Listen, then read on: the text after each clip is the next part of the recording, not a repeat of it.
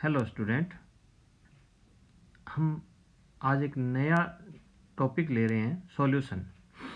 उस solution chapter में हम देखेंगे जो क्वेश्चन बेस्ड, अभी जो हमने सीरीज शुरू कर रखी है वो है बोर्ड एग्जाम के पॉइंट ऑफ व्यू से हैं। तो बोर्ड एग्जाम में केमिस्ट्री स्टूडेंट को एक सबसे बड़ी दिक्कत आती है न्यूमेरिकल्स की, कि इनका न्यूमेरिकल्स को या तो छोड़ देते हैं या फिर उनसे दूर भागते हैं, करना ही नहीं चाहते। तो हम देखेंगे जितने भी अपने एग्ज़ाम के पॉइंट ऑफ व्यू से मोस्ट इम्पोर्टेंट, या ऐसा कहूँ कि जो आने वाले न्यूमेरिकल्स हैं वो हम सारे कवर करेंगे।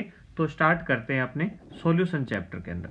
सॉल्यूशन चैप्टर के अंदर पहला न्यूमेरिकल जैसे है, एथिलीन ग्लाइकोल के मोल अंश की गणना करनी है, जिसको अपने मोल भिन्न भी बोलते हैं। यदि विलियन में C2H6O2 यानी एथिलीन ग्लाइकोल का फॉर्मूला है ये, का 20% द्रव्यमान उपस्थित हो, calculate the mole fraction of ethylene glycol in A solution containing 20% of C2H6O2 by mass. यानी मास के अकॉर्डिंग, द्रव्यमान के अकॉर्डिंग 20% उसका एथिलीन ग्लाइकोल का विलियन के अंदर प्रेजेंट है। तो आपको यहां से आपको मिल जाएगा कि ये जो 20% मास के अकॉर्डिंग एथिलीन ग्लाइकोल है, 20% मास का मतलब माना आपने विलियन का द्रव्यमान। Assume that mass of solution is 100 ग्राम। ये हमने मान लिया क्योंकि परसेंटेज जनरली क्या होता है, 100 में से निकालते हैं अपने, तो माना विलियन का द्रव्यमान। Assume that mass of solution is 100 ग्राम। अब आपके पास 100 ग्राम सॉल्यूशन है तो 20%, 20% मास है किसका है, एथिलीन ग्लाइकोल का है। तो इसके अंदर हो जाएगा आपके C2H6O2 का द्रव्यमान, यानी C2H6O2 का मास क्या हो जाएगा, 20 ग्राम। सॉल्वेंट विलायक, जो हमें वैसे कुछ नहीं दे रखा है तो हम सीधा लिख देंगे विलायक, सॉल्वेंट का द्रव्यमान क्या हो जाएगा,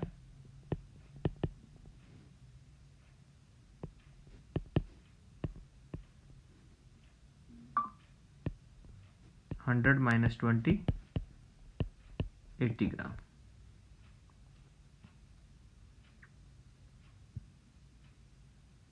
अब बात करते हैं कि जनरली अपने इसमें सॉल्वेंट को मेंशन नहीं कर रखा है, लेकिन हमें मोल फ्रैक्शन के अंदर सॉल्वेंट पता होना चाहिए कि कौन सा है। तो अगर कुछ नहीं दे रखा है तो हम क्या मानेंगे, एज सॉल्वेंट किस, H2O को हम क्या मानेंगे, एज ए सॉल्वेंट।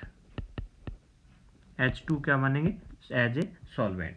अब हमें ज्ञात क्या करना है, ज्ञात करना है मोल अंश, मोल भिन्न, मोल फ्रैक्शन जिसको बोलते हैं। मोल फ्रैक्शन को जनरली डिनोट किया जाता है एक्स के द्वारा। एक्स का फॉर्मूला क्या होता है, जिसका आपको मोल फ्रैक्शन ज्ञात करना है, घटक के मोल। कौन सा घटक लेना है, जिसके आपको मोल फ्रैक्शन ज्ञात करने हैं, उस कंपोनेंट के मोल लेने हैं, अपॉन कुल मोल। अब ये जो कुल मोल है वो किसके हैं, विलियन, विलियन के सभी घटक। विलियन में जितने घटक है, जितने भी कंपोनेंट है विलियन के, उन सभी घटकों के मोल यहाँ पर लिए जाएंगे।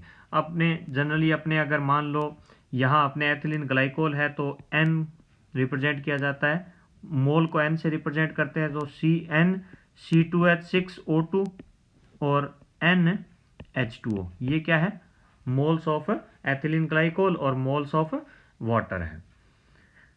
तो X मोल फ्रैक्शन है, तो हम अगर X C2H6O2 इसके लिए करें तो क्या हो जाएगा, N C2H6O2। यहाँ इसका मतलब हुआ कि C2H6O2 यानी एथिलीन ग्लाइकोल के मोल, अपॉन क्या हो जाएगा, N C2H6O2। दो घटक है, दो कंपोनेंट है, एक एथिलीन ग्लाइकोल है, दूसरा क्या है, वाटर है। यहाँ आपको ध्यान देना है कि वाटर मेंशन नहीं किया गया कि जलीय विलयन, लेकिन हमें क्या मानना है, अगर कुछ नहीं दे रखा है तो हम क्या मानेंगे, जल को एज ए सॉल्वेंट, क्योंकि ये यूनिवर्सल सॉल्वेंट होता है। तो X C2H6O2 का मतलब हो गया ये मोल भिन्न है, मोल फ्रैक्शन है, किसके मोल फ्रैक्शन है, एथिलीन ग्लाइकोल के। तो एथिलीन ग्लाइकोल के मोल फ्रैक्शन ही हमें ज्ञात करने हैं। तो एथिलीन ग्लाइकोल के मोल फ्रैक्शन ज्ञात करने के लिए अब एक नई चीज आपके आ गई कि NC2H6O2 चाहिए, यानी मोल्स ऑफ जो हमें नहीं दे रखे, मोल्स ऑफ एथिलीन ग्लाइकोल चाहिए जो हमें नहीं दे रखे हैं। तो अब हम क्या करेंगे, एथिलीन ग्लाइकोल की ग्राम में मात्रा हमें दे रखी है, वो प्रतिशत W/W दे रखा था, जिसको हमने मान लिया 100 ग्राम विलियन के द्रव्यमान को माना, और फिर C2H6O2 यानी एथिलीन ग्लाइकोल का मास हो गया 20 ग्राम। अब हम यहां से क्या निकालेंगे, 20 ग्राम को मोल में चेंज करेंगे। किसके मोल में चेंज करेंगे, एथिलीन ग्लाइकोल के। तो एथिलीन ग्लाइकोल के मोल में चेंज करने के लिए आपको चाहिए जनरल फॉर्मूला जो होता है मोल का, N=WA/MWA। यहां WA और MWA क्या है, यानी A का द्रव्यमान। अब A कुछ भी हो सकता है, मैंने माना है A, और MWA क्या है, A का आणविक द्रव्यमान, मोलिकुलर मास।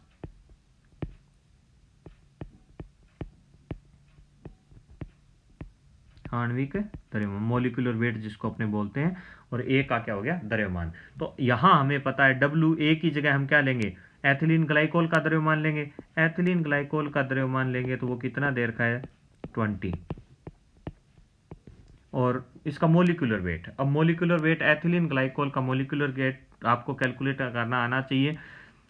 C2H6O2, एक कार्बन का मोलिकुलर वेट होता है 12 होता है, 2 कार्बन का हो गया 24, एक हाइड्रोजन का होता है 1, और टोटल हाइड्रोजन है 6, तो ये 6 से मल्टीप्लाई कर देंगे। 2 ऑक्सीजन है, एक ऑक्सीजन का जो होता है वो होता है 16, तो ये हो गया स्टूडेंट्स 24 + 6 + 32, ये टोटल हो जाएगा 62 ग्राम। मोलिकुलर वेट हो गया इसका 62 ग्राम।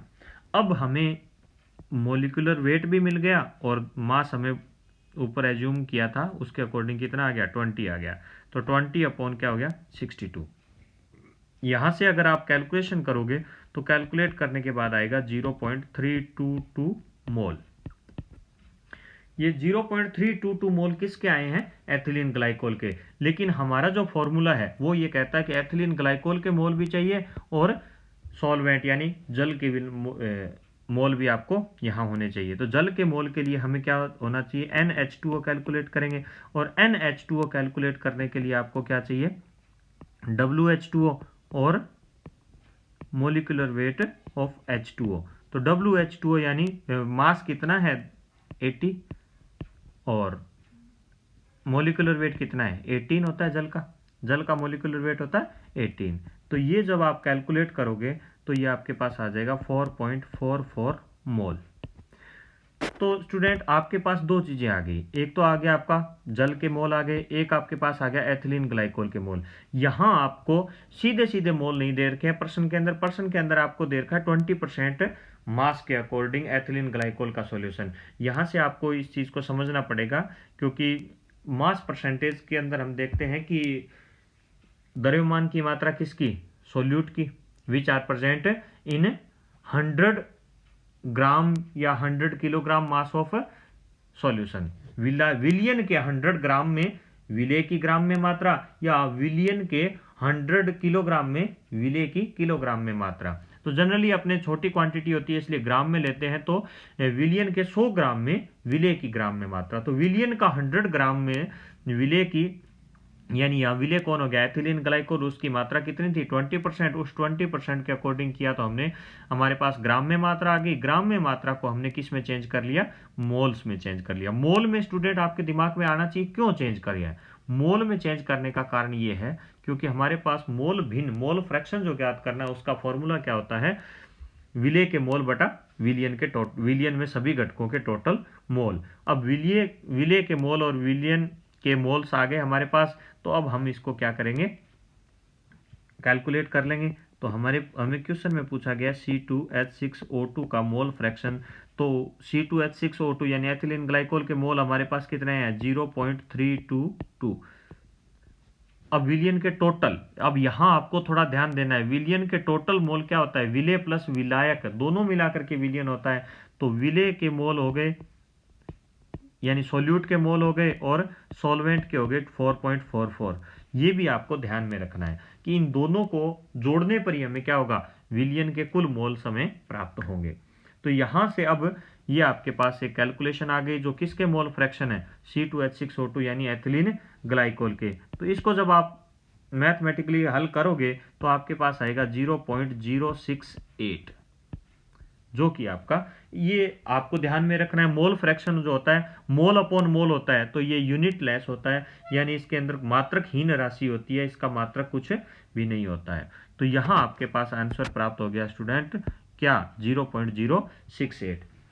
कैसे प्राप्त हुआ, मोल भिन्न पूछा था, मोल भिन्न का फॉर्मूला हमने दिमाग में होना चाहिए। मोल भिन्न का फॉर्मूला क्या होता है, विलेय के मोल बटा विलियन के कुल मोल, यानी moles of solute upon total mole of solution. तो ये अगर आपको ध्यान में है तो अब यहां आपके इस फॉर्मूले के अकॉर्डिंग क्या चाहिए, मोल चाहिए, किसके चाहिए, एथिलीन ग्लाइकोल और विलियन के। अब विलियन में आपको विलेय और विलायक दोनों के मोल अगर प्राप्त होंगे तो आप विलियन के मोल निकाल पाओगे। और ये आपको सीधे सीधे इस क्वेश्चन में नहीं दे रखे हैं, यही चीज इस क्वेश्चन की समझने की बात है कि 20% मास के अकॉर्डिंग दे रखा है, तो उसके अनुसार आपने क्या कर लिया, इसको कैलकुलेट कर लिया। किसको कैलकुलेट कर लिया, ग्राम में मात्रा निकाल ली, ग्राम में मात्रा से आपने क्या निकाल लिया, एथिलीन ग्लाइकोल के मोल और जल के मोलों की संख्या निकाल ली। और ये जब मोल आपको प्राप्त हो गए तो सीधा सीधा फॉर्मूला पुट कर देंगे।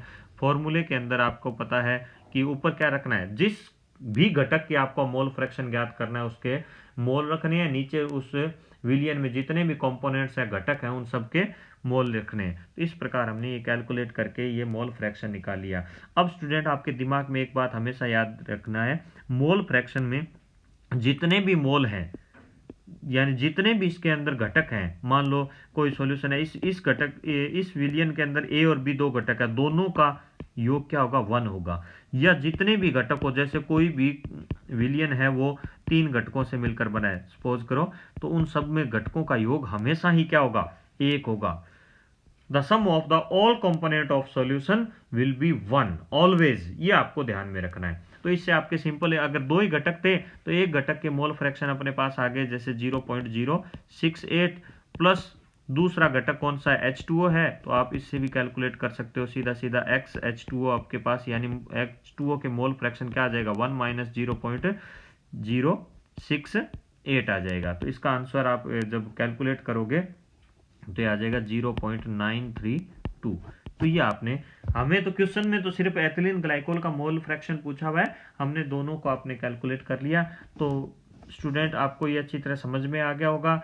ये जो अपने न्यूमेरिकल करेंगे वो सिंपल न्यूमेरिकल हैं, जो एनसीईआरटी बेस्ड सारे न्यूमेरिकल हैं, और 12th एग्जाम में 100% आने के चांसेस ऐसे न्यूमेरिकल्स कहीं हैं, बहुत ज़्यादा कॉम्प्लिकेटेड न्यूमेरिकल्स आने के चांसेस नहीं है। तो अगले वीडियो में हम नेक्स्ट